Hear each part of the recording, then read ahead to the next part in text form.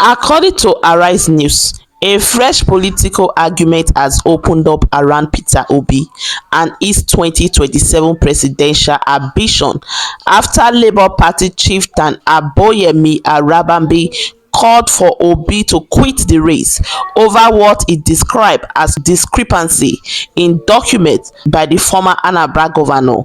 Now, before we rush to take side, let's slow this down because there are actually several different issues hiding inside this one controversy. There is the question about Peter Obi's document. There is this question about whether those concerns are serious enough to affect its eligibility. There is the question of whether Arabambi is raising a genuine issue or using a political opportunity. And then there is this bigger question: why are these political attacks becoming so important as Nigeria move closer to 2027? The North Central Obedience Movement has now responded through its spokesman Emmanuel Odoko, and his response gives us another side of the story. But as we go through what he said, we need to do something very important. We must separate political loyalty from political facts, because supporting Peter Obi does not mean every criticism of him is automatically false, and criticizing Peter Obi does not mean every allegation against him is automatically true. The evidence should decide. Now, the first thing Odoka did was attack the credibility and political history of Abayomi Arabambi. He argued that Arabambi has been involved in Labour Party functional struggle, particularly around the 2023 election period, and suggested that this history explain why he is now making this argument against Peter Obi. This is the first place where I think we need to be careful. A politician's history can certainly give us context. If somebody has been involved in political disagreement with a particular person or political group, Nigeria may reasonably ask whether the history affects their position today. But there is a danger here. We should not allow a person's political background to become a substitute for answering the actual allegation. If Arabambi's argument about Peter Obi's document is wrong, the strongest question is not simply look at Arabambi's history. The strongest response is, here is the document, here is what the law says, here is the evidence. Now, judge for yourself. That is the standard I would like to see more often in Nigeria politics, because politicians sometimes do something very clever when they are under pressure. Instead of answering the allegation, they attack the person making the allegation, and then the entire conversation change. Suddenly, Nigerians are discussing Arabambi instead of discussing the document. So yes, Odoka has the right to question Arabambi's motive, but the document themselves still deserve proper attention if there is a genuine question. Now, Udoka went further. He said Arabambi was creating political clout by making controversial statements against Peter Obi. And this is where the political calculation becomes interesting. Peter Obi is not an ordinary political figure anymore. Anything involving him attracts attention from supporters, opponents, journalists, and political commentators. So, politically speaking, attacking a high-profile candidate can bring visibility. That does not prove that Arabambi is doing exactly that, but is a possibility worth examining. Politics is partly about power, and politics is also about attention. If a politician makes a statement that gets Nigerians talking, television station discussing it, and supporters fighting about it online, that politician has succeeded in putting himself into the conversation. But again, the question should remain: is the argument correct? That is what matters. Now, Udoka introduced another major issue. He compared the scrutiny of Peter Obi with question Nigeria have raised about Bola Ahmed Tinubu's educational record and other information associated with his public profile. The comparison is particularly powerful because it speaks directly to the question of consistency. In simple terms, Udoka is asking, Why should Nigeria spend so much time examining Peter Obi over this issue while other politicians have faced questions about their own record? And that is a fair question to ask, but there is also another insight. The fact that Nigeria have questions about one politician does not cancel question about another politician. If Peter Obi has a question to answer, he should answer it. If Tinubu has a question to answer, he should answer it. If Atiku has a question to answer, he should also answer it. If another presidential candidate has a question to answer, that candidate should answer it too. Accountability should not depend on political party, and this is one of the biggest problems with Nigerian political debates.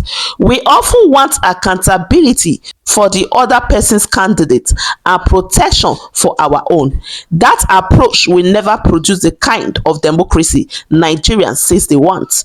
Now, Udoka then moved to the specific issue having four names. He argued that having four names is not by itself illegal. This is an important distinction.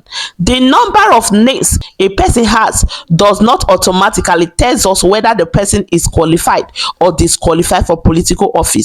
The real question in any document dispute is whether the records are genuine, consistent and acceptable under the relevant rules.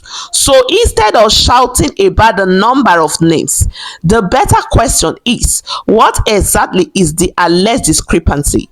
Where is it found? What document contained it? What does the relevant law or electoral procedure requires? And what do the office authority says?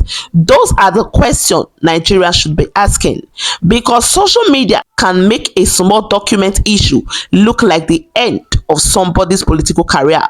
But politics and law do not work based on social media excitement. Evidence matters, procedures matters, and the institution responsible for the election and legal disputes matters. Now, Udoka defended Peter Obi by pointing to his career in banking, business and politics. His argument was basically this: if there were serious problems surrounding Peter Obi's identity and personal record, how was he able to build a long career across different sectors and hold leadership positions? That is a responsible argument to make politically, but it is not by itself a complete answer. A long career can straighten someone's public record. It does not mean every single document connected to that person should never be questioned, and that is where mature political analysis must come in. We should not confuse a person's reputation with proof. A reputation can tell us something, a document can tell us something, a court decision can tell us something, an office record can tell us something, but each one has to be examined on its own. Now, Udoka says the obedient movement would rather focus on what it considers the real problem facing Nigeria, and here is where the interview changed direction. We move away from Peter Obi's document and into the larger political message his supporters want Nigerians to hear: production, 2, security, 3, corruption, and 4, economic growth.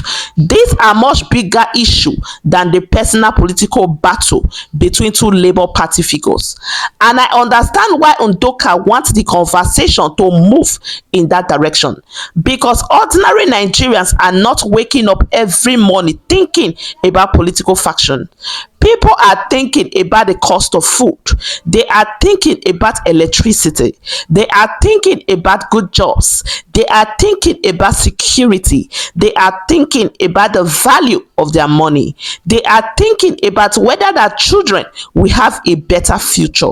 So when political parties spend weeks fighting over personalities, Nigeria can reasonably ask, what does this have to do with my life? But again, we should not create a first choice.